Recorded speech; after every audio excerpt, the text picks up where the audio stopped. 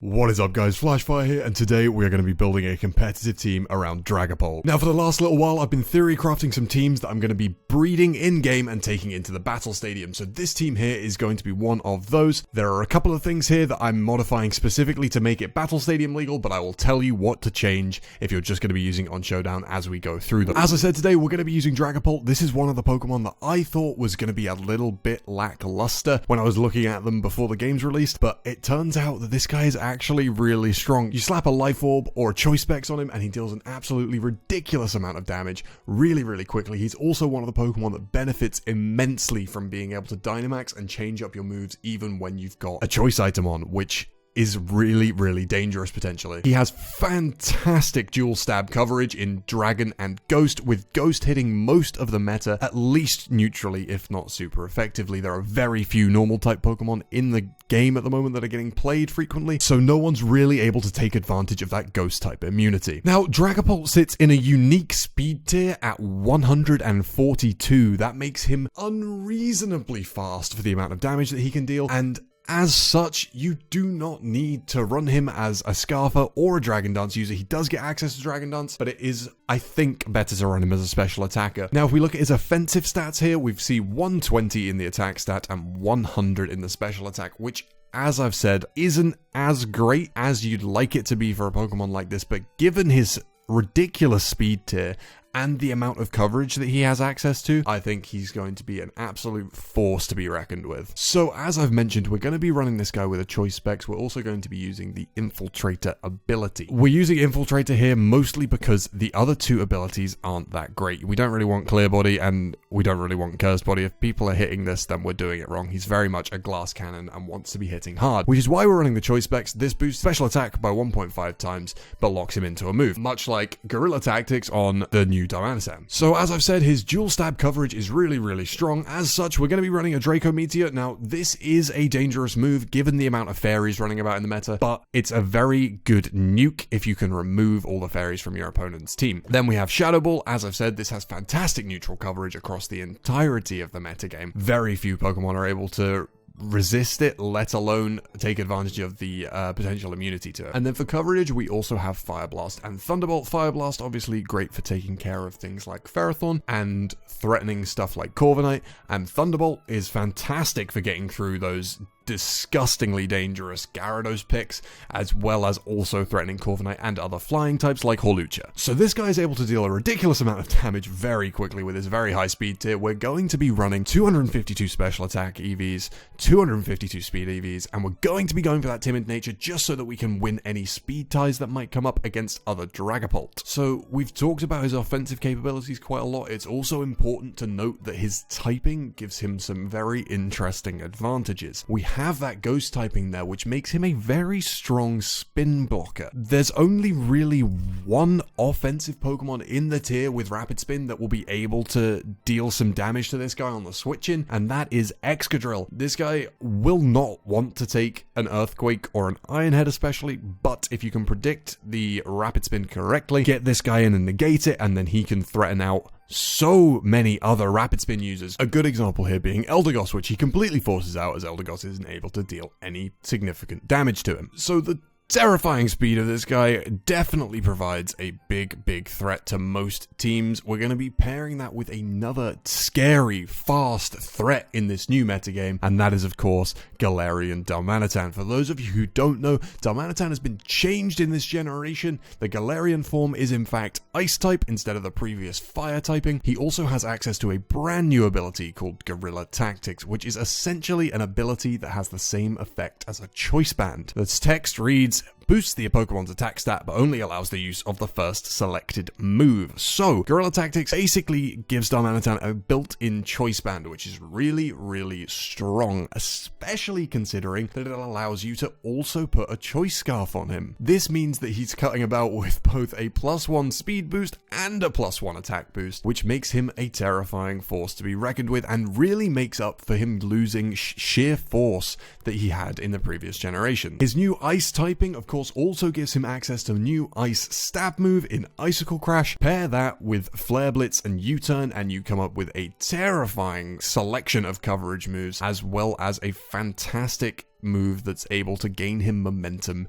against enemy teams. The final move slot that we're going to be running here is really up to you. There are a couple of viable options here. Your options include Earthquake, Superpower, and Zen Headbutt. Each of them have their own merits. Of course, Superpower gives us access to something that will do really well against something like Tyranitar. Earthquake, of course, is good against all your rock and steel and fire types, which you struggle to hit a little bit with your current coverage. Obviously, Flare Blitz can blast through the steel types, but then you struggle with the rock and the fire types a little bit there. And of course, you have Zen Headbutt, which is a good option for coverage against poison types and fighting types, but generally, your other attacking moves are going to deal more damage than that. Of course, another advantage of running Superpower in this slot is that it gives you access to G-Max Knuckle if you choose to Dynamax this guy, which gives him an extra +1 boost to his attack stat, making him even more terrifying than he is already. Personally, I'm going to be running Earthquake in this slot just because I don't have any ground coverage on the rest of the team, and I think it's going to be really useful to be able to hit those mons that we miss out on with the rest of our coverage. Of course, this guy is going to be weak to the Stealth Rocks because he has picked up that Ice typing, which isn't ideal, so we're going to be needing to pair him with someone that can reliably remove hazards and keep those Stealth Rocks off the field. Before we get into that though, we'll just go over the EV spread here. It's pretty obvious what we're going to be doing. This man has 140 base attack and 95 base speed. We're slapping a scarf on him, and we're going to be running max attack and max speed investment. Something interesting that I found while testing this and many other teams is I think a lot of people are running Adamant Darmanitan. This means that with a jolly nature, you're often able to outspeed and murder opposing Darmanitan. Of course, this is a risky tactic, as it's also likely that other people are going to be running jolly. So you really need to pick your moments if you're going to be trying to do that, but running a jolly nature here definitely gives you an advantage over opposing Darmanitan. As I've said, you're going to be needing to pair this guy with something that can reliably remove hazards, just like with the fire type Darmanitan in previous generations. You really don't want the Stealth Rocks to stay on the field, and something that I really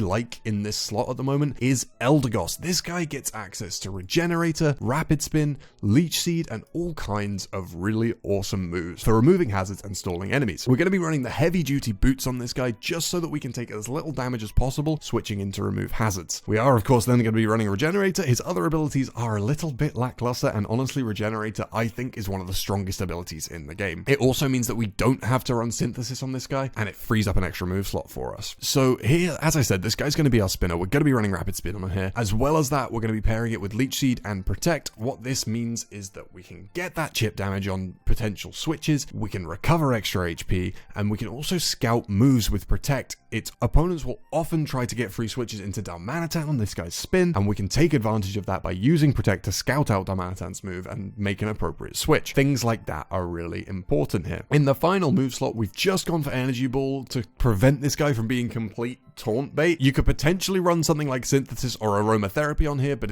I feel like it's good to have at least a little bit of offensive presence. Now, this guy really lends itself to having a specially defensive EV spread. He has that base 60 HP, base 120 special defense. Now, the 60 HP is a little bit underwhelming, but when you remember that we're going to have the Regenerator on there, which heals 1/3 of your health every time you switch out, the bulk really does last for much longer than you'd expect, much like with using Toxapex in a similar manner. Now, something you might notice here is that the team so far is pretty weak to one of its own members. Galarian Darmanitan is such a force to be reckoned with in the meta at the moment, and he's causing some serious problems. To deal with that on this team, we're going to be running what I think is potentially the best Darmanitan counter going, and that is Arcanine. Now, something to note here is that obviously this is going to be weak to Earthquake, which not all Darmanitan are running. I feel like it is the most common fourth move, so it is helpful having that Protect on Eldegoss to scout out what your opponents are going to be going for. As I've said, we've got this guy here as a physically defensive mon. We're going to be running Intimidate, which basically just makes him even bulkier if you can switch him into the things that you want to be checking, which is really good. As far as I'm aware, anything but an Earthquake from a Darmanitan won't hit higher than like 15% against this guy after Intimidate, which is really cool. Especially as a lot of the things that Darmanitan threatens, he's going to want to U-turn on. We're going to be slapping a Rocky Helmet on this guy, so -1 U-turn from a Darmanitan deals about 6%, I believe.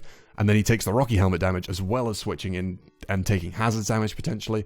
Really helps wear down physical threats from your opposing team. So for the moveset, we're going to be running Morning Sun and Will-O-Wisp. We need the Morning Sun to keep this guy healthy. Obviously, he doesn't have the heavy duty boots, so he will be taking 25% every time he switches into Stealth Rock, which isn't ideal. Obviously, we try to mitigate that with Eldegoss as much as we can. And then Will-O-Wisp is just there because it's useful against so much of the meta. The reduced damage from burn is a little bit of a blow to it, but crippling potential physical attackers on the enemy team is really, really important. An advantage for the person defending against Darmanitan Galarian is that it is now an ice type, so it can in fact be burned by Will-O-Wisp, which is actually quite a big deal. Then in the other 2 move slots here, we're going to be running Flamethrower for our fire type stab. This is still going to be really good to take out things like Ferrothorn and just generally deal a bit of chip damage to predicted switches. And then in the final move slot, we're actually going to be running Wild Charge. What I found is that a lot of people think that Arcanine is going to be setup bait for Gyarados, which is a huge problem on the ladder at the moment. Moxie Gyarados, with his Dynamax moves, with G-Max Airstream and all that kind of thing, is a very big threat at the moment. And what can happen here a lot of the time, I find, is that people will switch Gyarados in expecting to force a switch from Arcanine, try to Dragon Dance on you, and you can one-hit it with a Wild Charge. If your opponent Dynamaxes, Wild Charge will only deal about 50% to a Dynamax Gyarados, but if you pair that with the fact that it's probably taken Stealth Rock's damage at least once, and it's probably going to take Rocky Helmet damage from hitting the Arcanine, you should be able to chip it down quite nicely. Now, something that I've also noticed while testing this team is that Dragapult is an absolute menace. While we are running Dragapult and Darmanitan Galarian as our offensive core here, the reason that we're doing that is because of how deadly they are, and I think that every team is going to need to have an out to both of these things. What I've noticed works really well against Choice Specs Dragapult, or any variant of Dragapult really, is a specially defensive Clefable. This is completely immune to its Dragon type stab, as well as tanking Ghost type stab really well. I believe with this specially defensive EV investment, there is no way for Dragapult to 2-hit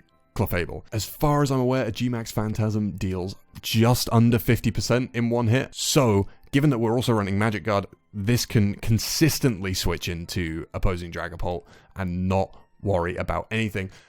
Side benefit of this is it's also a very good switch into things like Hydreigon and Inteleon, which is able to tank really nicely. So on this guy, we're actually going to be running Moonblast for just some fairy type stab. Then we're going to be running Moonlight because now, unfortunately, he doesn't get access to Soft Boiled, which is really, it's not especially bad in terms of healing, but it is bad in terms of PP. Moonlight only has half the amount of PP that Softboiled does, so it definitely limits you a bit more in terms of recovery. Then we're also going to be running Stealth Rock on this guy. We don't have it on anyone else on the team, and it's really important to get those hazards up and get that chip damage in, especially against things that are in the meta, like Galarian Darmanitan. And then in the final slot here, we're just going to be running Flamethrower. This basically stops us from being complete hazard setup bait against Ferrothorn. I've noticed that whenever people see a Clefable, they just switch their Ferrothorn or even Excadrill into it, and if you can get a cheeky prediction and Flamethrower, either of those things, it puts you in a really strong position. And finally on this guy, we are running an Ayapapapapapa berry here. Now, as I said, I'm building this team for the Battle Stadium, and one of the rules is that you can only have one of each item on your Pokemon, which is why we're running this. It gives us a little bit of healing, and lets us tank a couple of extra hits that we might not be able to otherwise.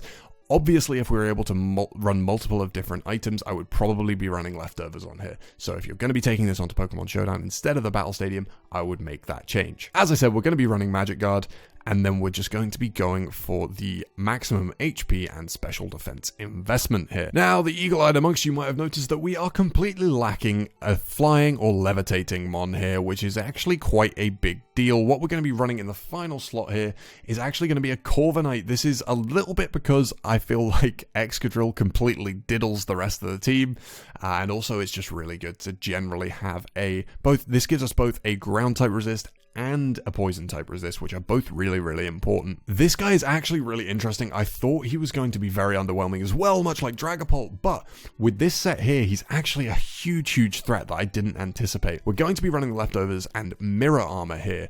There is absolutely an argument to be made for pressure, but I really like mirror armor for bouncing back intimidates, as well as special attract drops from Mystical Fire. I've encountered a couple of instances where people have tried to use Hatterene to break this guy down, and having Mirror Armor, Mystical Fire only deals just under 50% to this guy, and it always drops special attack. So with the Mirror Armor bouncing that back to the Hatterene that's using Mystical Fire, it slowly deals less and less damage and forces itself out, which is really strong, I think. As I've mentioned, I think the set we're running here is really strong. We're going to be running Roost, Bulk Up, Brave Bird, and Body Press. Now, there was a while where people were running Power Trip instead of Body Press. I feel like Body Press provides both better coverage and more consistent damage, so that's what we're going to be going for.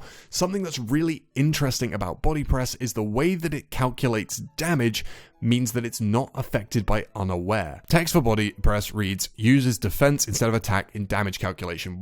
It doesn't roll off of your defense stat instead of your attack stat. It increases the base power of the move, which means that Unaware doesn't block the extra damage from your extra bulk ups. There is so much of the metagame that this guy can just switch into and set up on and be a real threat. Even after being burned, it can still provide an outrageous amount of damage output. The winner here is, well, now that burn only deals 6% instead of 12%, the leftovers will completely mitigate any of that damage and mean that you can stay in and just be a nuisance. There's so much of the metagame that this guy can set up on. It's unreal, man. It's so good. So onto the EV spread. We're going to be running max HP. We're actually going to be going for 248 EVs here so that we keep an odd number of HP. That gives us extra switches into the Stealth Rock damage. We've then just gone for maximum speed investment and a Jolly Nature. Basically, we just want to be as fast as possible when we're set up.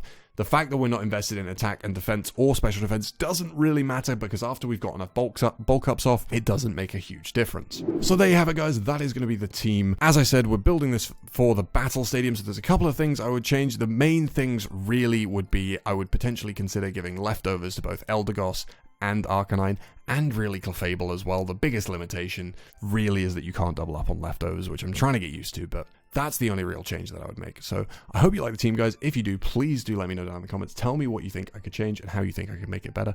And remember to follow me on Twitch to catch live battles with this team.